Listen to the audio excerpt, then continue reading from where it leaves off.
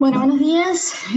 ¿Cómo están? Espero que las lecturas estén siendo de ayuda para ustedes para avanzar en la materia. Hoy vamos a empezar otro tema, que es el tema de sistemas jurídicos, que es si ustedes ven el programa van a ver que es el último punto del punto A de la unidad 1.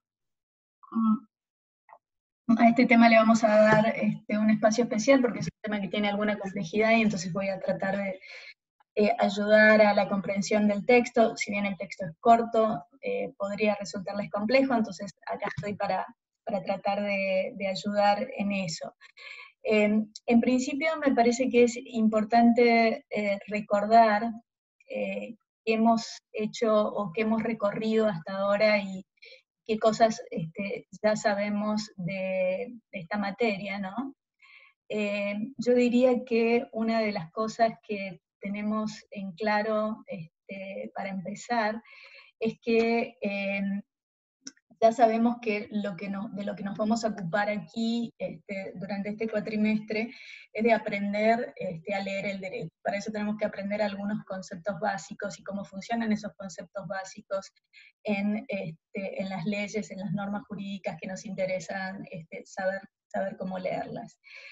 También sabemos que los conceptos que vamos a aprender, los vamos a aprender y los vamos a ver desde una perspectiva convencionalista y no esencialista, es decir, nos vamos a concentrar en el uso de las palabras del derecho en nuestra comunidad política, y entonces nuestra discusión conceptual va a ser una discusión sobre los usos o sobre el mejor uso posible, o las razones para el uso de la palabra derecho en un sentido o en otro, o de los conceptos de derecho en un sentido o en otro.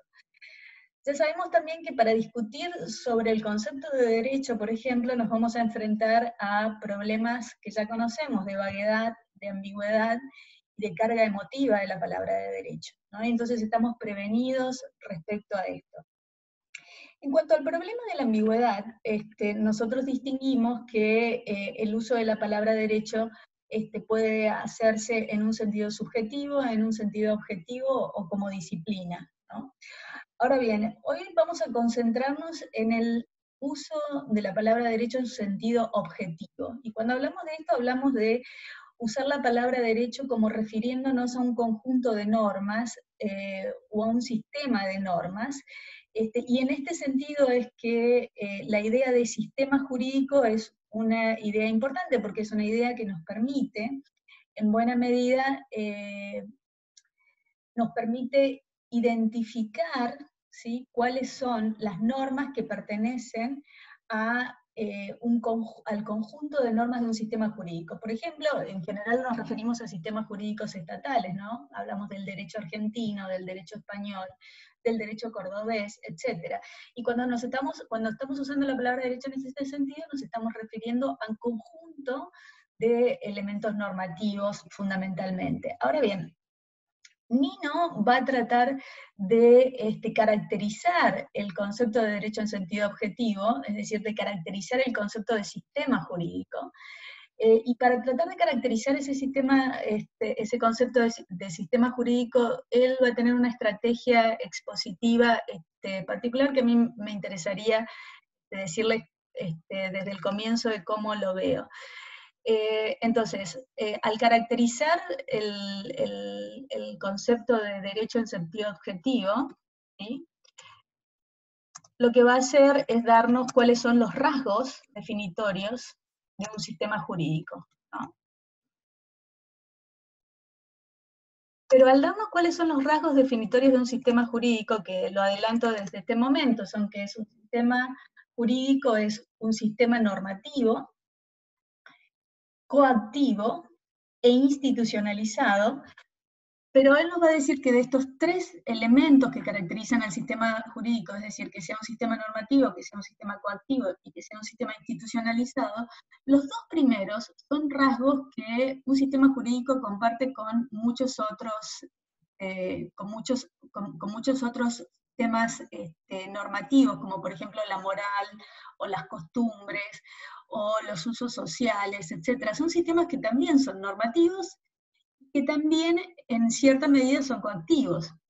Lo que hace al derecho diferente de estos sistemas es que es un sistema institucionalizado.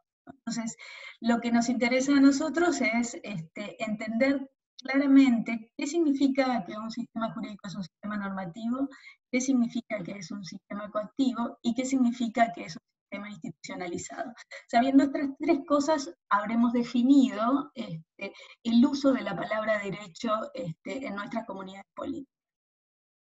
Entonces, vamos a la primera definición que tiene que ver con sistema jurídico como sistema normativo.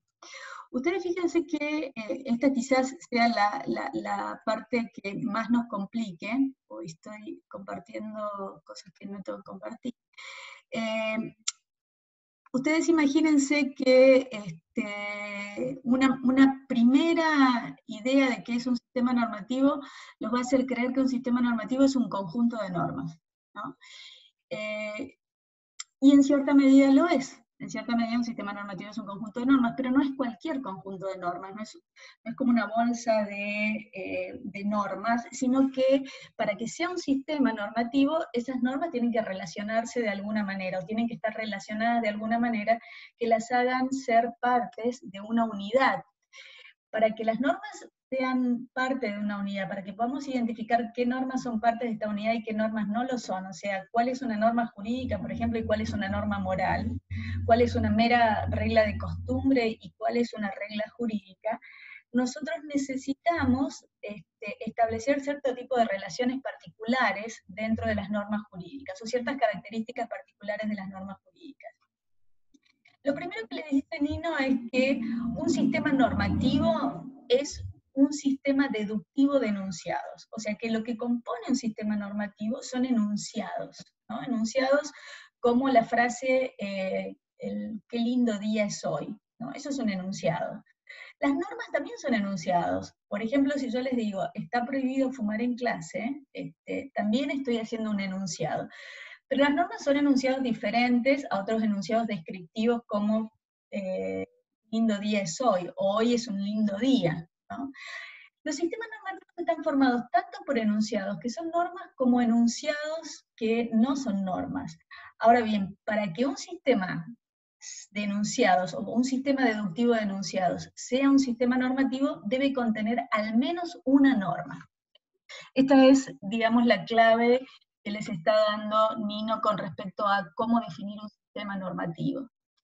Entonces, un sistema normativo es primero un sistema de enunciados. Ahora él dice es un sistema deductivo de enunciados. ¿Qué quiere decir? Que el sistema normativo, o que un sistema de enunciados no solamente está conformado por enunciados, sino también está conformado por todos aquellos enunciados que se derivan lógicamente o se infieren lógicamente de los enunciados que se comprenden en este sistema. Por ejemplo, yo utilizo el enunciado normativo, está prohibido fumar en esta aula, ¿no? De ese enunciado yo puedo deducir que está prohibido fumar en el aula mientras estamos dando clase. Y de ese enunciado yo puedo deducir que está prohibido fumar en esta aula cuando se está tomando examen. O sea, son dos enunciados que están comprendidos de alguna manera o que se pueden inferir lógicamente del enunciado está prohibido fumar en esta aula. ¿Entienden? Entonces, un sistema deductivo de enunciados comprende a los enunciados iniciales o bases que nosotros tengamos y todos los enunciados que son consecuencias lógicas de estos enunciados. Entonces, yo ahí tengo un sistema deductivo de enunciados. Para que ese sistema deductivo de enunciados, insisto, sea un sistema normativo, yo necesito tener al menos un enunciado que sea una norma. ¿Qué es una norma jurídica? Para empezar, nosotros nos vamos a dedicar un buen tiempo a definir las reglas o normas, pero para empezar a pensar qué es una regla o norma, una primera idea sería decir que una norma es un enunciado que correlaciona un caso determinado hipotético con una solución normativa. Y una solución normativa es, por ejemplo, una prohibición, una permisión, una obligación o una facultad, ¿no? Por ejemplo, vamos a ver si compartimos pantalla de nuevo. Pongamos,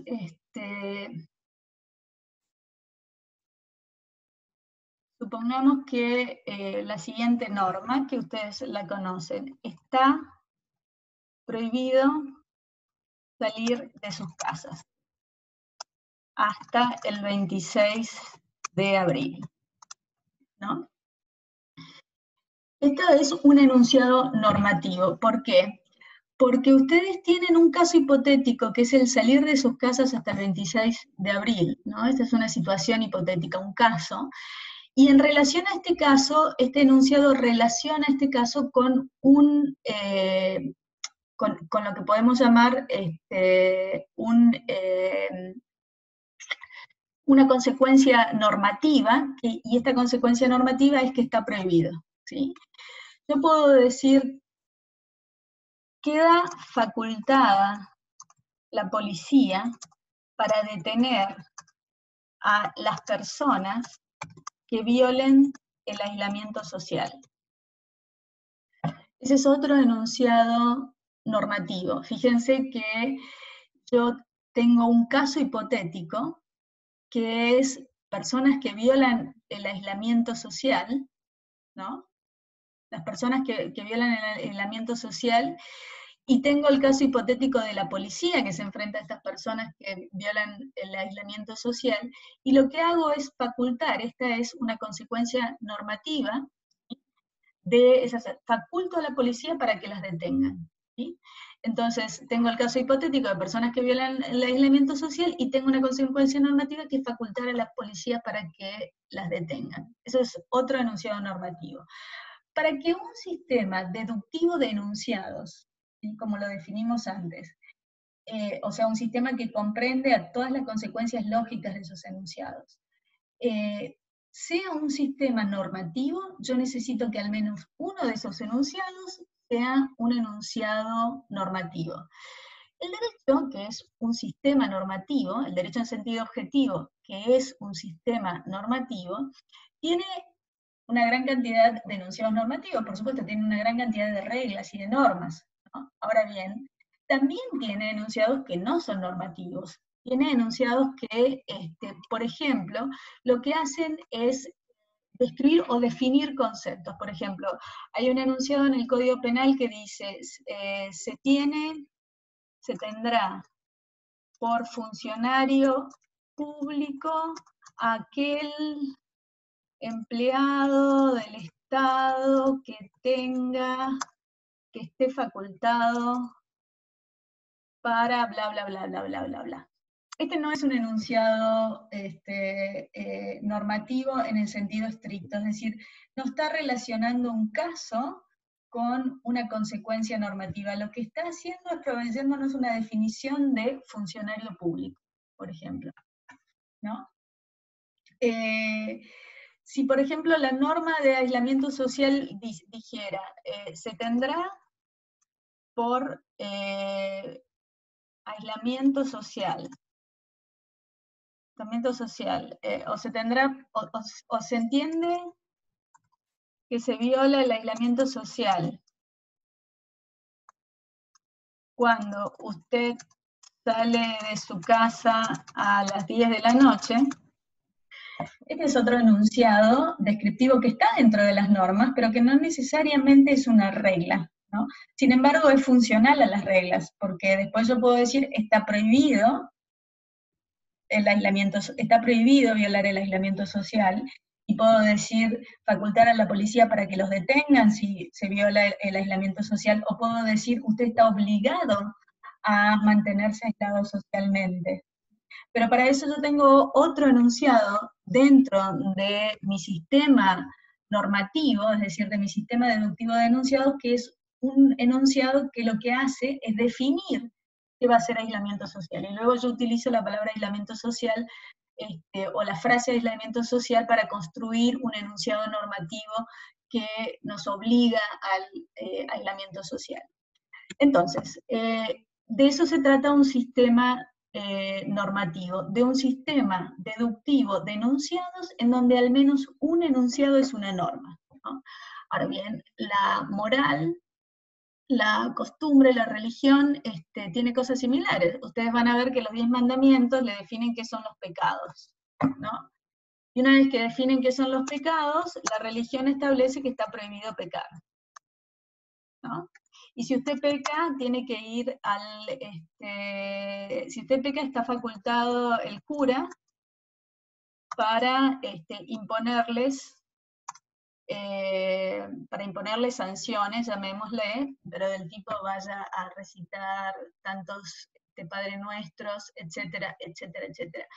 La religión funciona de la manera similar, es decir, es un conjunto, si se quiere, o un sistema deductivo de enunciados, en donde hay enunciados que son meramente descriptivos, como los 10 mandamientos que nos describen o como los enunciados que nos describen qué es un pecado, ¿no? Y después tenemos enunciados que son normativos, que nos prohíben pecar, ¿sí? Y tenemos también enunciados que facultan a imponer sanciones. Entonces, en cierta medida la religión se parece, la moral también, porque nosotros podemos decir que moralmente está prohibido matar a otra persona, y si nosotros matamos a otra persona, lo que habremos hecho es algo inmoral, que está prohibido por una moral dominante en nuestras sociedades, y probablemente vamos a tener no solamente una sanción jurídica, sino que también vamos a tener una sanción social, o sea, las personas o la presión social que vamos a sentir para no matar va a ser constante, y las sanciones sociales y de exclusión por convertirnos en un homicida también lo van a hacer, o sea, las reglas morales de no matar, no mentir, etcétera, etcétera, son reglas que también aparecen o se nos presentan a nosotros como si fueran enunciados dentro de un sistema, que es el sistema moral, por ejemplo, de enunciados, en donde algunos de esos enunciados son normas, es decir, son casos hipotéticos que prevén una consecuencia normativa del tipo, esto no hay que hacerlo, estamos obligados a hacer esto, estamos facultados a hacer esto, o nos está permitido hacer esto, ¿no? Entonces, si el hecho de que el derecho sea un sistema normativo, es decir, un sistema deductivo de enunciados, que tiene al menos una norma entre esos enunciados, y este hecho no es suficiente para distinguir al derecho de otros sistemas normativos, lo que nos dice Nino es, entonces pensemos si el hecho de que el derecho sea un sistema coactivo es suficiente para distinguirlo de otros sistemas normativos. ¿En qué sentido el derecho es un sistema coactivo? Bueno, este no es un asunto menor. La idea de que las normas que tiene el sistema normativo que llamamos derecho, muchas veces son normas que prevén sanciones, es decir, que prevén algún tipo de uso de la fuerza por parte del Estado, ¿no?, para obligarnos a cumplirlas o para sancionarnos si las violamos y si no las cumplimos. En este sentido, el sistema normativo del derecho es un sistema coactivo. Para ser más exactos, al menos una norma del sistema normativo, al menos una norma debe prescribir actos coactivos. Algunas de sus reglas están destinadas a regular el monopolio de la fuerza pública, y aunque no todas sus normas tienen que estipular actos coactivos, a diferencia de las reglas de juego o de la etiqueta. Si bien el sistema jurídico en conjunto regula el ejercicio del monopolio de la fuerza estatal, hay que insistir que no todas sus normas prescriben sanciones, y esto es quizás una de las cosas más importantes para decir respecto a que el sistema jurídico es un sistema coactivo. Entonces, el sistema jurídico es un sistema normativo, y ustedes ya saben que es un sistema normativo, que es un sistema deductivo de enunciados, en donde al menos uno de sus enunciados es una norma, y además de ser un sistema normativo, es un sistema coactivo, porque al menos uno de sus enunciados normativos, es decir, al menos una de sus normas, prevé una sanción, es decir, prevé el uso de la fuerza pública por parte del Estado. Porque las normas de un sistema jurídico están dirigidas a regular el uso de la fuerza. tanto en el sentido de que nos prohíben usar la fuerza por mano propia, por decirlo así. Está prohibida la violencia, está prohibida las lesiones, están prohibidos una serie de formas que tenemos o que tendríamos de usar la fuerza nosotros, pero por otro lado también regula la manera en que el Estado va a monopolizar esa fuerza y va a ejercer esa fuerza. Entonces vamos a tener reglas que regulan la manera en que se nos van a imponer sanciones y las razones por las cuales se nos van a imponer sanciones. En este sentido, no todas las reglas del sistema jurídico son coactivas, ¿no? Hay reglas que, por ejemplo, establecen cuáles son las obligaciones de los padres hacia sus hijos y que no tienen sanciones directas. Hay reglas que establecen cómo constituir una asociación civil, ¿no? Y esas reglas no son coactivas. Nosotros podemos constituir o no una asociación civil y no necesariamente vamos a ser coaccionados o se va a usar la fuerza pública para que cumplamos esas reglas, pero en cualquier caso, siempre hay alguna relación entre las reglas o las normas de un sistema normativo como es el derecho y, en última instancia, el ejercicio de la sanción estatal. Entonces, sabemos que el sistema jurídico es un sistema normativo coactivo, pero también sabemos que la moral también es un sistema normativo coactivo. Hay sanciones sociales por comportarnos de manera inmoral, ¿no? Si yo soy una mentirosa consuetudinaria, probablemente la comunidad a la que pertenezco se va a encargar de excluirme, de estereotiparme, de dejar de creerme, etcétera, etcétera. Toda una serie de actitudes sociales que constituyen, de hecho, formas de sanción. De la misma manera, la religión, como hablamos recién, si yo peco, si cometo alguno de los pecados establecidos por el sistema normativo religioso, probablemente mi sanción sea tener que realizar alguna actividad o ser sometida a alguna forma de sanción propia del sistema religioso. Entonces, en ese sentido, digamos, todos los sistemas normativos prevén alguna forma coactiva, es decir, alguna forma de utilizar restricciones a mi libertad física o a mi libertad de elección como manera de sancionar o como manera de presionar para que yo me comporte conforme a las reglas, en orden a evitar esas sanciones, ¿no? Entonces, si el sistema jurídico como sistema normativo coactivo no es diferente a estos otros órdenes normativos, la pregunta final de Nilo es cuál es el rasgo diferencial, y como dijimos al principio, el rasgo diferencial es que el sistema jurídico, además de ser un sistema normativo y coactivo, es un sistema institucionalizado. ¿Y qué significa que es un sistema institucionalizado? Significa, para empezar, que se trata de un sistema en el cual no solamente hay reglas primarias de obligación, ¿sí? O sea, no es un sistema de enunciados deductivos en donde tiene al menos una regla y al menos alguna de sus reglas es coactiva, sino que no todas sus reglas son reglas que nos obligan a hacer cosas, que nos facultan, que están dirigidas a regular nuestra acción. Muchas reglas dentro del sistema jurídico son reglas que se refieren o que son reglas acerca de estas reglas de obligación a las que llamamos reglas primarias. Es decir, es un sistema institucionalizado porque es un sistema en el que se unen reglas primarias y reglas secundarias.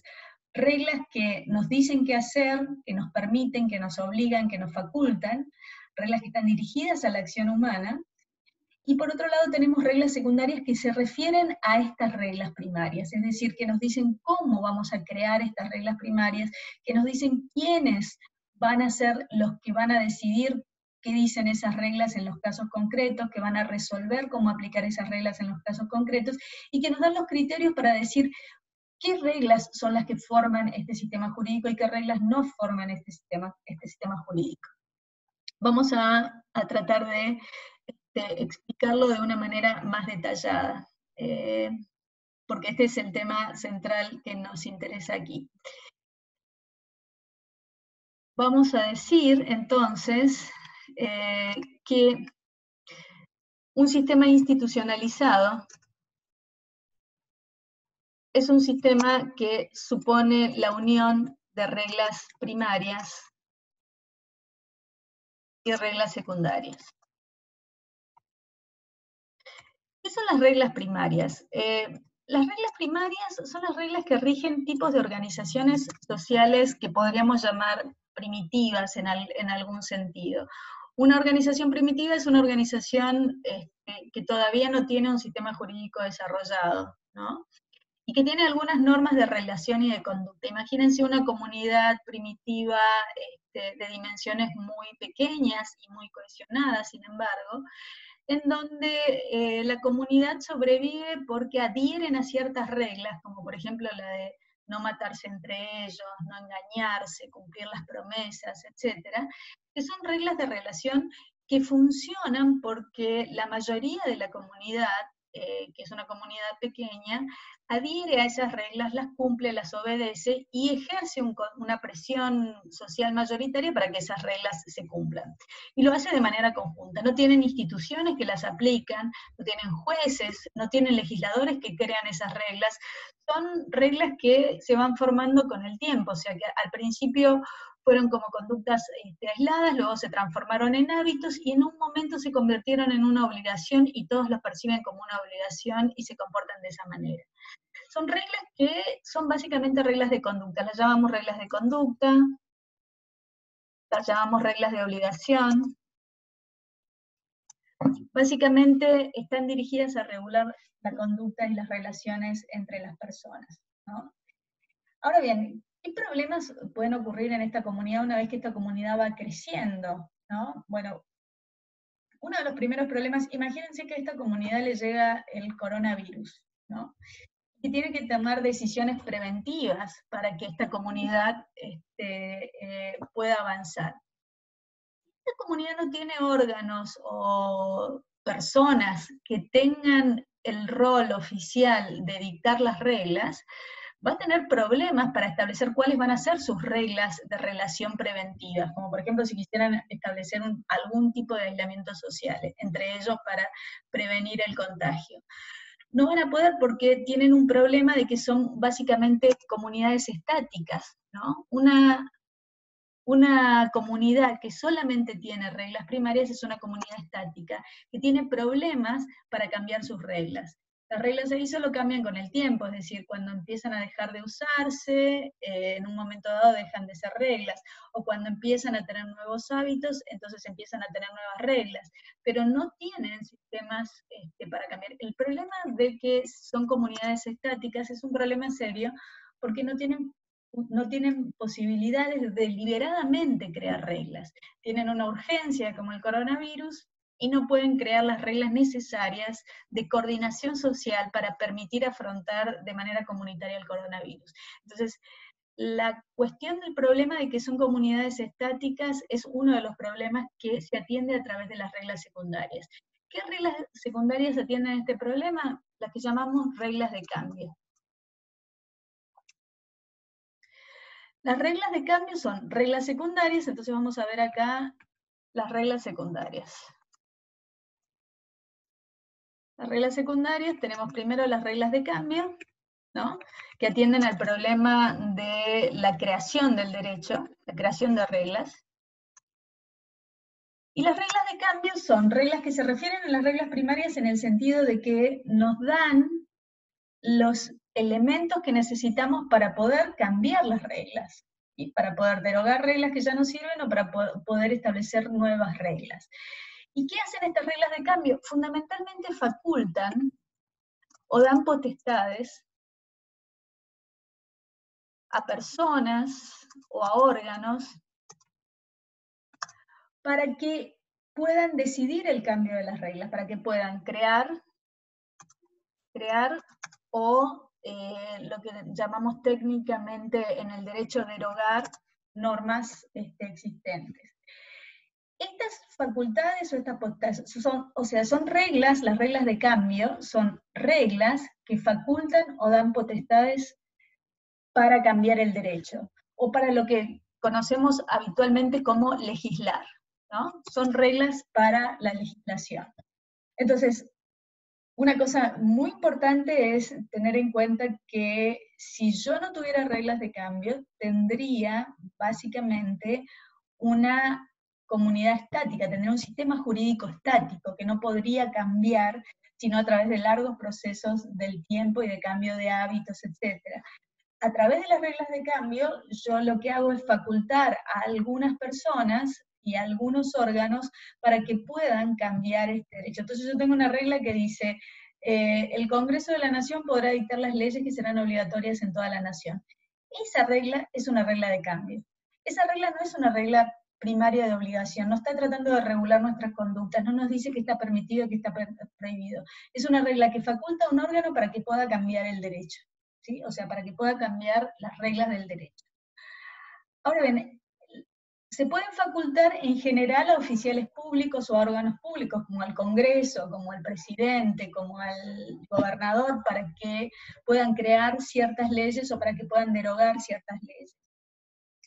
Pero también se pueden facultar a personas privadas, o sea, a cualquiera de nosotros. Por ejemplo, las reglas de contrato nos facultan a nosotros para cambiar situaciones jurídicas de obligación o de prohibición, etc. Por ejemplo, si yo soy la dueña de esta taza de té que se me está enfriando,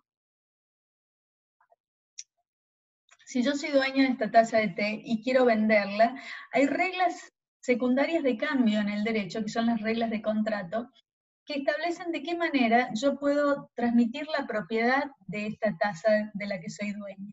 Desde el momento que yo transmito la propiedad de esta taza de la que soy dueña, yo tengo la prohibición de hacer uso de esta taza, ¿no? Antes yo era dueña y por lo tanto yo estaba facultada a hacer uso de esta taza. Una vez que yo transferí la propiedad, cambiaron las reglas, cambié las reglas a través de ese contrato, y a partir de ahora yo tengo prohibido hacer uso de esa tasa, porque la facultad de hacer uso de esa tasa ha sido transferida a través del contrato de compra-venta a otra persona. ¿Sí? Yo puedo ser una persona que decida un día adoptar, entonces las reglas de familia y las reglas de adopción también son reglas que me van a permitir a mí establecer o decidir cambiar mis reglas de obligación en relación a otra persona adoptada, ¿no? A partir de ese momento, yo que no tenía ninguna obligación en relación a una persona, cambié las reglas al seguir el procedimiento de adopción, para el cual me facultaron las reglas de adopción, que son reglas secundarias de cambio, me facultaron que haciendo tales cosas yo podría adoptar a alguien. Y al poder hacerlo, lo que hice es cambiar las reglas de obligación que existían en relación a otra persona. Entonces, yo antes no estaba obligada, ahora estoy obligada. Cambié las reglas de obligación. ¿Sí? ¿Y cómo lo hice? Siguiendo el procedimiento que me indicó una regla de cambio, es decir, las leyes de adopción, que son reglas de cambio que me han establecido de qué manera yo puedo cambiar mis obligaciones, ¿no? En relación a cierta persona en particular, que sería la persona adoptada. Convertirme además en adoptante, ¿no? Entonces, las reglas secundarias de cambio son reglas que permiten cambiar el derecho, ¿sí? Que permiten cambiar las reglas primarias, ¿sí? A qué estoy obligado, qué me está prohibido, qué me está permitido, etc. Y esas reglas de cambio pueden autorizar a órganos públicos a dar reglas generales o puede autorizar a personas particulares a cambiar las reglas primarias propias, digamos, cuáles son mis obligaciones y cuáles son mis prohibiciones, etcétera, etcétera. Ahora bien, en esta comunidad primitiva de la que hablamos al principio, en donde solamente había reglas primarias, el principal problema no va a ser el de su estaticismo, es decir, de que no van a poder cambiar el derecho, sino que uno de los problemas más usuales tiene que ver con la falta de certeza. La falta de certeza puede darse en relación a varias cosas. Por ejemplo, hay una regla que dice que está prohibido engañar a otro, ¿no? Y viene alguien y dice, vos me engañaste, y ese alguien dice, no te engañé, esto fue un engaño, esto no fue un engaño, etcétera, etcétera.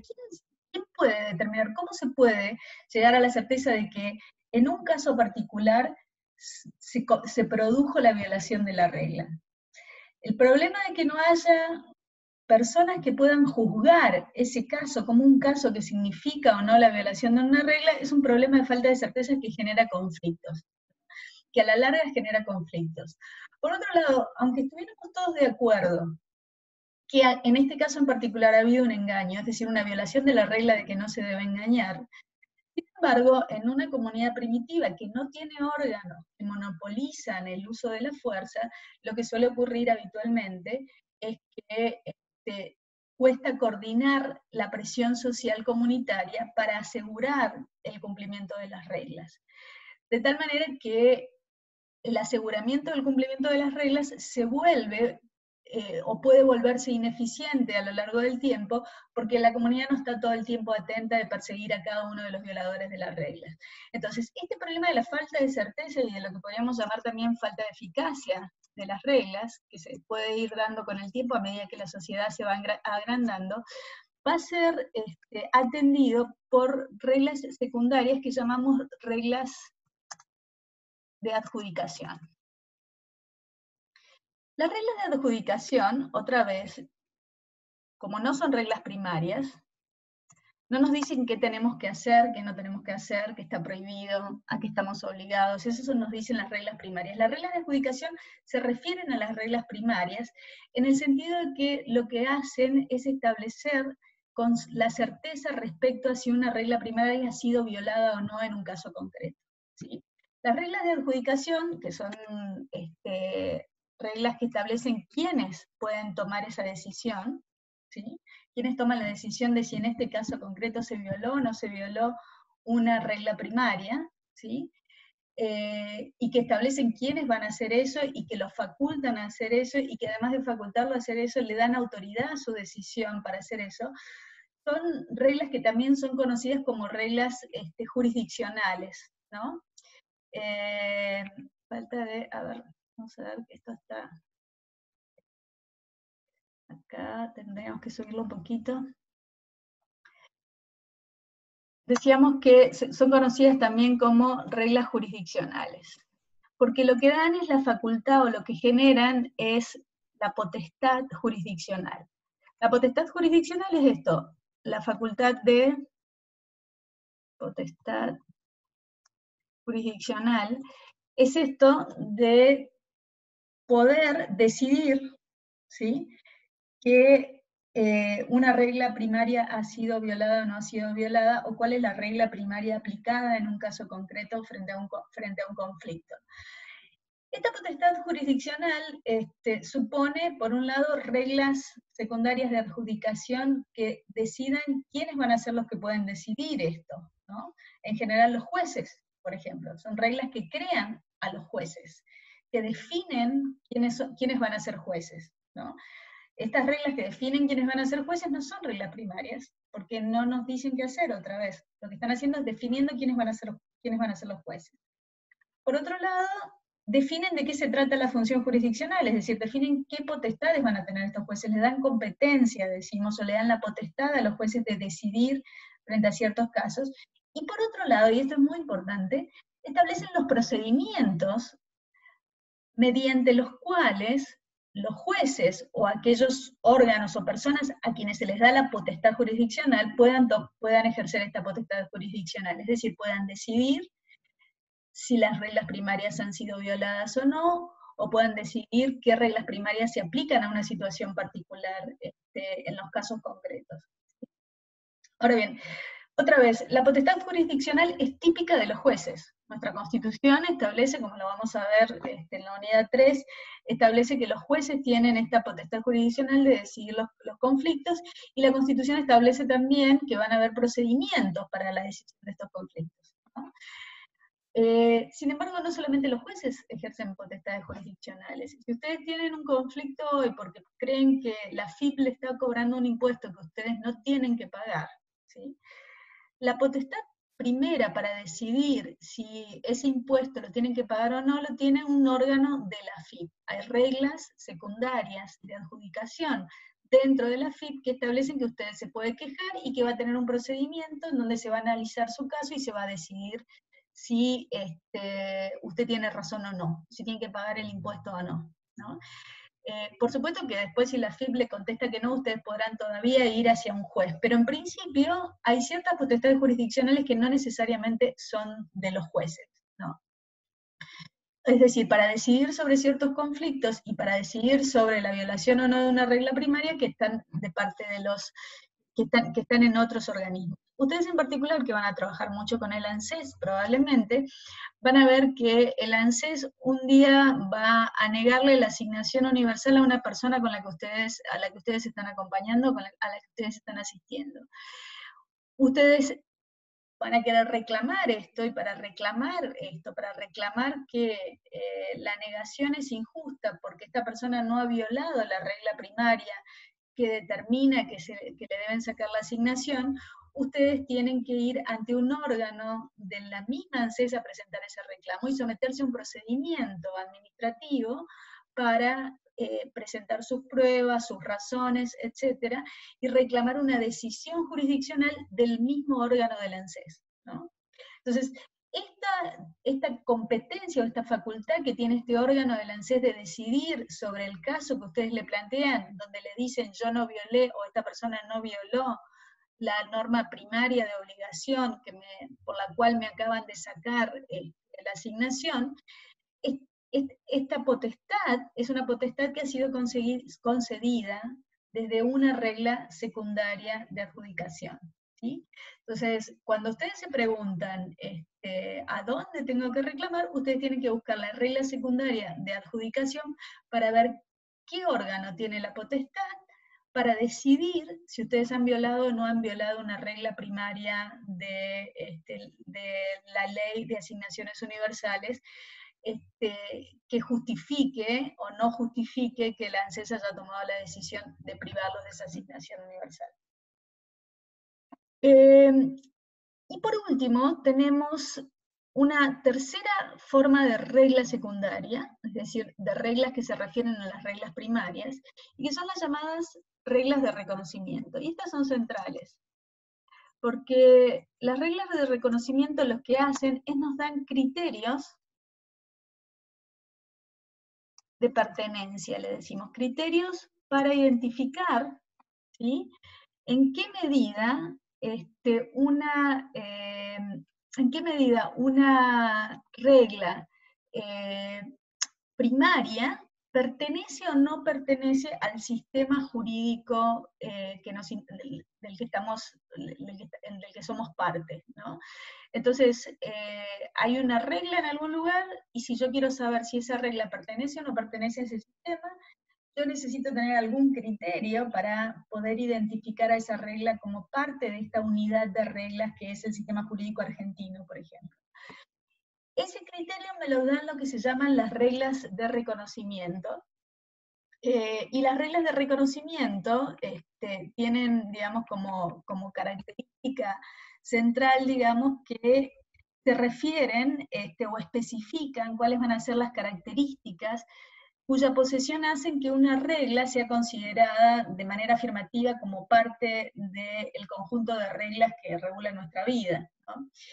Las reglas de reconocimiento pueden tener muchas formas. En los sistemas primitivos, cuando aparecen por primera vez las reglas de reconocimiento, consistían, por ejemplo, en reglas que identificaban criterios como un documento escrito o un monumento público, como los lugares en donde uno podía encontrar las reglas que pertenecían a esa comunidad. Por ejemplo, había una gran piedra donde se iban escribiendo las reglas de esa comunidad.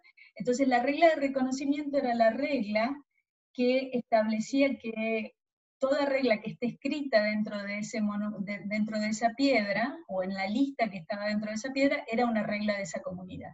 Y si no estaba escrita en la piedra, no era una regla de la comunidad. Ahora, la regla de reconocimiento que decía, o que nos decía, que las reglas de la comunidad eran las reglas que estaban escritas en la piedra, o sea, que nos daba el criterio de la piedra como característica para reconocer una regla de la comunidad, no siempre era una regla escrita, no siempre era un enunciado. En general esa regla era una verdadera práctica a la que toda la comunidad se sentía obligada, de tal manera que cada vez que se escribía una regla en esa piedra, todos nos sentíamos obligados, todos los miembros de esa comunidad se sentían obligados a cumplir con la regla que estaba escrita en la piedra. Entonces, la regla de reconocimiento, en ese caso, era una regla que se ejemplificaba en la práctica, que nos obligaba a respetar las reglas que estaban ahí. O sea que no, la regla de reconocimiento no estaba escrita. Ahora bien, pero era una regla que implícita, por decirlo así, que nos permitía a nosotros resolver las dudas sobre qué regla era de esta comunidad y qué regla no era parte de esta comunidad. Yo no, quería saber si una regla era o no parte de esta comunidad, me iba a leer la lista en esa piedra. O me iba a buscar el texto que estaba en algún lugar y miraba si en la lista de reglas de ese texto estaba la regla. En los sistemas jurídicos más desarrollados, por supuesto, las reglas de reconocimiento son más complejas. Esas sirven también para identificar cuáles son las reglas primarias de esta comunidad, pero por referencia a una característica general que poseen esas reglas primarias. Por ejemplo, haber sido sancionada por un cuerpo específico. Yo puedo decir, las reglas obligatorias en esta comunidad, primarias obligatorias en esta comunidad, son todas aquellas reglas que son sancionadas por el Congreso de la Nación, conforme al procedimiento que establece la Constitución. Esa regla que me dice eso es una regla de reconocimiento, es decir, una regla secundaria de reconocimiento. Se refiere a cómo identificar las reglas primarias, ¿no? Yo, por ejemplo, puedo decir las fuentes del derecho o las principales fuentes del derecho en el sistema jurídico argentino son las leyes de la Constitución, las leyes del Congreso y los usos y costumbres, ¿no? Siempre y cuando no sean contrarios al derecho. Entonces, esa regla de reconocimiento me está diciendo que mi sistema jurídico está formado por las reglas que forman la Constitución, por las reglas que forman las leyes que emite el Congreso de la Nación, y por usos y costumbres que no están escritos ni sancionados por ningún órgano en particular, ¿sí? Pero que no contradicen al derecho. Yo lo que estoy haciendo es una regla de reconocimiento que está haciendo que las reglas de la costumbre formen parte del sistema jurídico. ¿Entiendes? Entonces, las reglas de reconocimiento son estos criterios de identificación. Cualquier criterio de identificación que son obligatorios, porque son reglas, ¿no? Y que nos sirven para resolver los conflictos respecto a si una norma pertenece o no pertenece al sistema jurídico argentino. Y muchas veces las reglas de reconocimiento lo que establecen son órdenes de prioridad, si se quiere, respecto a cuáles son las principales fuentes del derecho. Dice, bueno, las reglas obligatorias en la Argentina son las reglas de la Constitución. Después son las reglas que establece el Congreso siempre y cuando esas reglas no contradigan las normas de la Constitución. Al decir esto, lo que está haciendo es estableciendo un orden de prioridad entre las reglas, entre cuáles van a ser las fuentes del derecho argentino. Al proporcionar esto, al proporcionarnos un marco, un signo de dónde viene la autoridad de nuestras reglas, de alguna manera lo que está estableciendo de manera embrionaria es esta idea de sistema jurídico. Las reglas ya no van a ser un conjunto inconexo, las reglas del sistema jurídico argentino no van a ser un conjunto inconexo, sino que van a estar unificadas a partir de este criterio. Y este criterio nos dan las reglas de reconocimiento. Entonces, de alguna forma, la idea de una regla de reconocimiento, cuando una comunidad empieza a tener una regla de reconocimiento o reglas de reconocimiento, lo que nos está dando es el germen de un sistema jurídico, porque nos está dando un criterio de unificación del sistema. Entonces, volvamos a nuestra pantallita para hacer un resumen. El rasgo que distingue al sistema normativo coactivo del derecho de otros sistemas normativos coactivos es que es un sistema institucionalizado.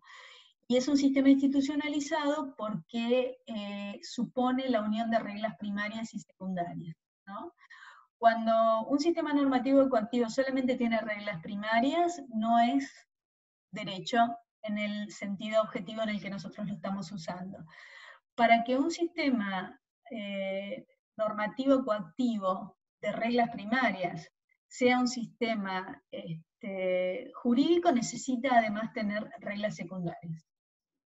Entonces, las reglas secundarias van a ser de 3 tipos. Tenemos reglas de cambio, reglas de adjudicación y reglas de reconocimiento.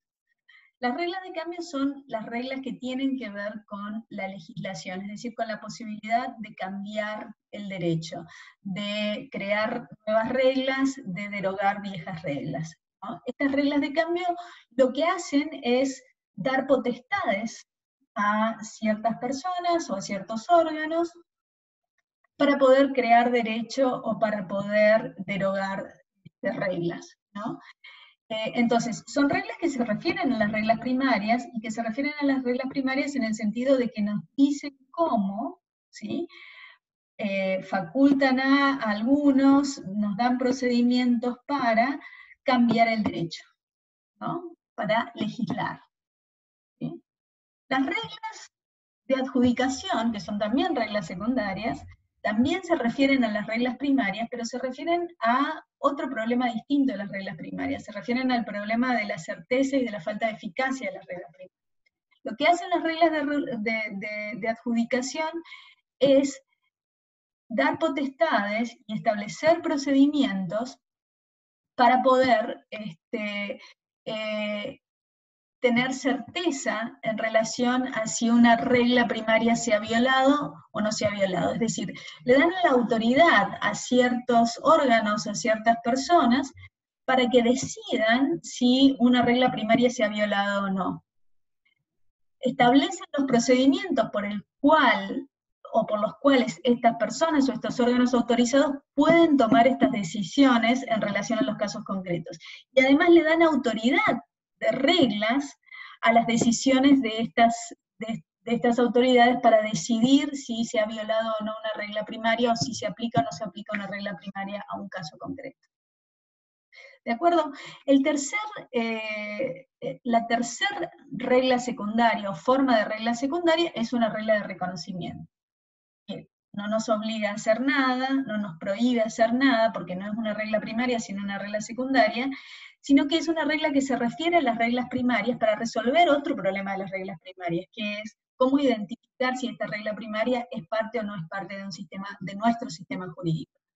Este criterio de pertenencia que nos dan, o estas características identificatorias de las reglas primarias que nos dan las reglas de reconocimiento, son las características que nos van a permitir a nosotros hablar de un sistema jurídico como una unidad. Porque van a ser las características que van a darle identidad a nuestro sistema jurídico. Y las características que nos van a permitir identificar si una norma es parte de, o regula la vida de nuestra comunidad, o es una norma que no es obligatoria para nosotros, ¿sí? Entonces, esta es, a grandes rasgos, la idea del sistema jurídico que necesitamos tener en claro, y esto es a grandes rasgos lo que dice el texto de Nino, y espero que esto les haya servido para que la lectura de ese texto, que es corto, pero que quizás utiliza algunas palabras complejas, pueda hacerles accesible.